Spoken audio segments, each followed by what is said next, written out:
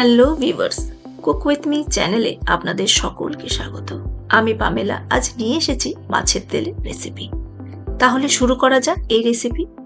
প্রথমে নিয়ে নেব একটা ছোট বেগুন, মাঝারি সাইজের আলু, 10টা কাঁচা লঙ্কা, একটা বড় সাইজের পেঁয়াজ, ধনেপাতা ও মাছের তেল। এবার গুঁড়ো মশলায় নিয়ে নেব 1.5 চা চামচ হলুদ, 1/2 চা চামচ কাশ্মীরি মির্চ, 1 চা চামচ জিরে গুঁড়ো আর 1/2 চা চামচ ধনে গুঁড়ো। এবার আলুগুলিকে ডুম করে কেটে নেব, পেঁয়াজগুলিকে স্লাইস করে নেব এবং লঙ্কাগুলিকে মাঝ বরাবর চিড়ে নেব এবং বেগুনগুলিকে এভাবে কেটে নেব ও ধনে পাতাকেও কুচি করে কেটে নেব। এবার ওভেনে কড়াই বসিয়ে প্রিহিট করে তাতে দিয়ে দেব পরিমাণ মতো তেল। তেল গরম হলেই তাতে দিয়ে দেব বেগুনগুলিকে। ভালো মতো নেড়েচেড়ে হালকা ভাজা হয়ে গেলে বেগুনগুলিকে উঠিয়ে নেব। এবার আরেকটু তেল দিয়ে দেব আলুগুলিকেও।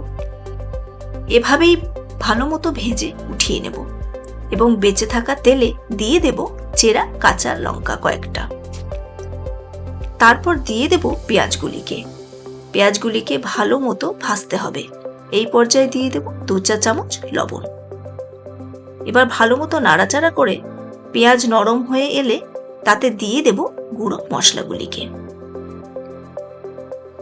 এবার সব উপকরণগুলিকে ভালো মতো নাড়াচাড়া করতে হবে, পুরোপুরি ভাজা না হওয়া অবধি। এমন ভাজা হয়ে গেলে তাতে দিয়ে দেব মাছের তেলগুলিকে। এবার সব ভালো মতো নাড়তে হবে।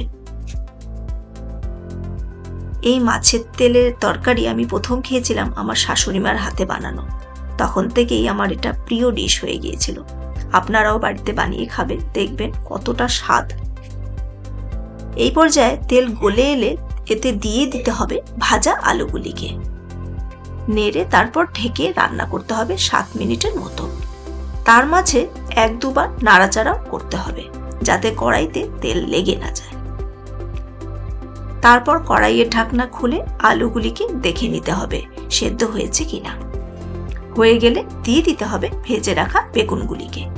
বেগুনগুলিকে আগে দেওয়া যাবে না, আগে দিলে পরে বেগুনগুলো গলে যাবে, তাই নামানোর ঠিক কিছুক্ষণ আগেই বেগুনগুলিকে দিতে হবে। এই পর্যায়ে উপকরণগুলিকে ভালো করে নাড়তে হবে 5 মিনিট ফুটিয়ে শেষে দিয়ে দিতে হবে ধনে কুচি। নেড়েচেড়ে এবার নামিয়ে ফেলবো পরিবেশনের জন্য। তো কেমন হয়েছে বন্ধুরা এই মাছের তেলের রেসিপি? আমার অবশ্যই জানাবেন।